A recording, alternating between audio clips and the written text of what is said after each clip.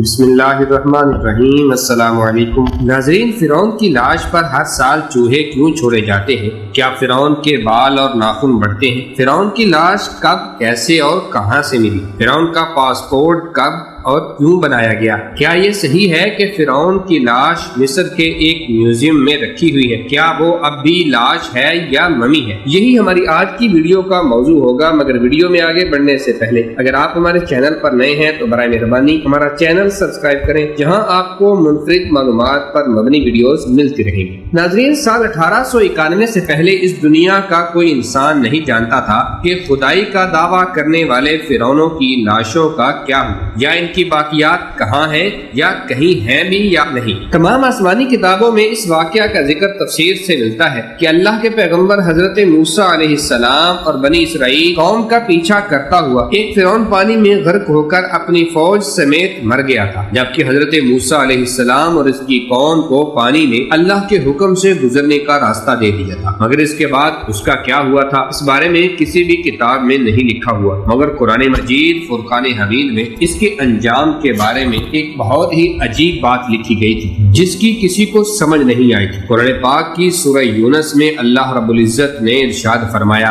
سو آج ہم صرف تیری لاش کو نجات دیں گے تاکہ تو ان کے لیے نشان عبرت ہو جو تیرے بعد ہیں، اور حقیقت یہ ہے کہ بہت سے آدمی ہماری نشانیوں سے غافل ہیں۔ ناظرین، یہ واقعہ آج بھی 3500 سال پہلے پیش آیا تھا۔ فرعون کے ڈوب کر مر جانے کے بعد سمندر میں اس کی لاش کو اللہ رب العزت کے حکم سے باہر پھینک دیا، جبکہ باقی لشکر کا کوئی نام و نشان نہ ملا۔ مصریوں میں سے ایک شخص نے ساحل پر پڑی فرعون کی لاش پہچان کر اہل دربار کو بتایا۔ فرعون کی لاش کو محل پہنچایا گیا۔ درباریوں نے مثالیں لگا کر اسے پوری شان اور احترام کے ساتھ تابوت میں رکھ کر محفوظ کر دیا۔ محفوظ کرنے کے عمل کے دوران ان سے ایک غلطی ہو گئی تھی۔ فرعون کیونکہ سمندر میں ڈوب کر مرا تھا اور مرنے کے بعد کچھ عرصے تک پانی میں رہنے کی وجہ سے اس کے جسم پر سمندری نمکیات کی ایک تہ جمی رہ گئی تھی۔ مصریوں نے اس کی لاش پر نمکیات کی وہ تہ اسی طرح رہنے دی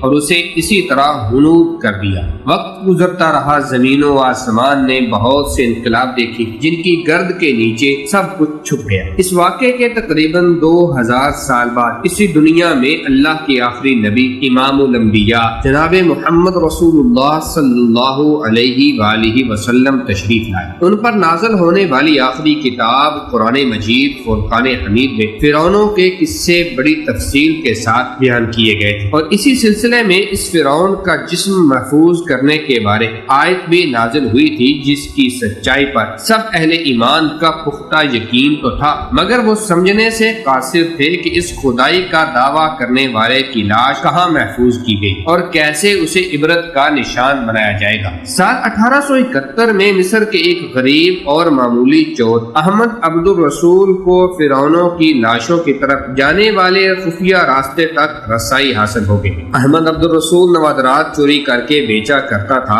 ایک دن وہ دریائے نیل کے کنارے کے قریب کے مقام پر اسی سلسلے میں پھر رہا تھا کہ جب اسے ایک خفیہ راستے کا پتہ چلا۔ وہ وہاں نوادرات کی چوری کے لیے جگہ کھود رہا تھا کہ اسی دوران اسے کچھ لوگوں نے پکڑ لیا اور پولیس کے حوالے کر دیا۔ وہ جس جگہ کو کھود رہا تھا وہاں سے ملنے والے راستے کی جب مسلسل کھدائی کی گئی تو سال 1891 کو دوسری ممیوں کے ساتھ اسی غرق ہونے والے فرعون کی لاش بھی مل گئی۔ اس کے کفن پر سینے کے مقام پر اس کا نام لکھا ہوا تھا۔ ان ممیوں کو ماہرین قاہرہ لے گئے۔ جب ان ممیوں کا تفصیل سے جائزہ لیا گیا تو فرعون والی ممی پر زمین کی تہ سے تصدیق ہو گئی کہ یہ وہی فرعون ہے جس سے اللہ رب العزت نے پانی میں غرق کر کے بدترین انجام سے ہمکنات کیا تھا۔ ناظرین، یہ بہت بڑا واقعہ تھا۔ اس کی تصدیق کے لیے دنیا بھر کے ماہرین آثار قدیمہ اور سائنسدان مصر کی طرف جانے لگے۔ مختلف سائنسی ٹیسٹ کرنے کے بعد دنیا بھر کے سائنسدانوں نے تصدیق کر دی کہ دوسری سب لاشوں کی نسبت صرف فرعون کی لاش پر ہی سمندری نمکیات کی تہ جمی ہوئی تھی۔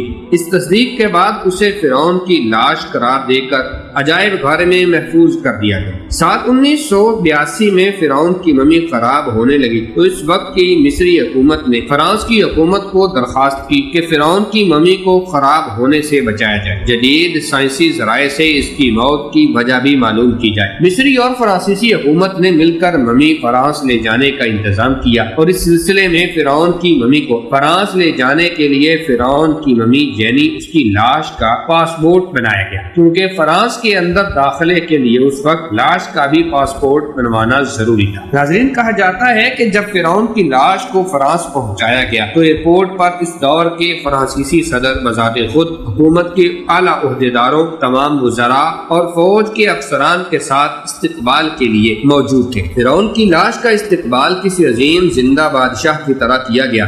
فوجی دستوں نے سلامی دی۔ فرعون کی ممی کو ماہر ڈاکٹروں کی ٹیم کے حوالے کیا گیا۔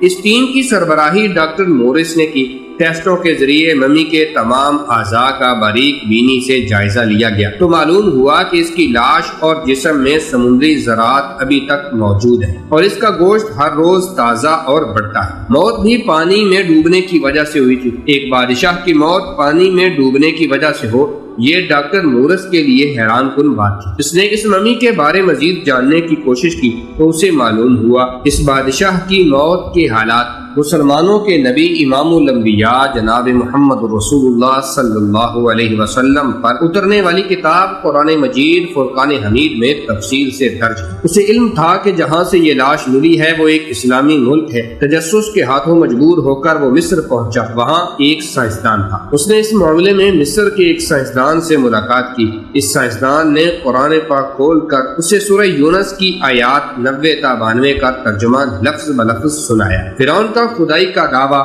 اس کا پانی میں ڈوب کر مر جانا اور پھر پانی سے نکال کر اس کی لاش کا ہنوز ہو جانا اور پھر دوبارہ لاش کا ملنا، پھر اس کی لاش کو جدید سائنسی دور میں دوبارہ محفوظ کیا جانا، سب کا اشارہ اس جانب تھا اور بہت واضح تھا۔ یہ اللہ رب العزت کی شان، مقام اور مرتبہ ہے کہ اس نے فرعون جس نے خدائی کا دعویٰ کیا اور اس پروردگار عالم کے مقابلے میں آیا، اس کی لاش کو قیامت تک نشان عبرت بنا دیا ہے۔ فرعون وہ واحد شخص ہے جس کی لاش پر گوشت تر و تازہ ہے، ابھی کسی نے اس کو سلایا ہو۔ اس کے بال اور ناخن بڑھتے ہیں۔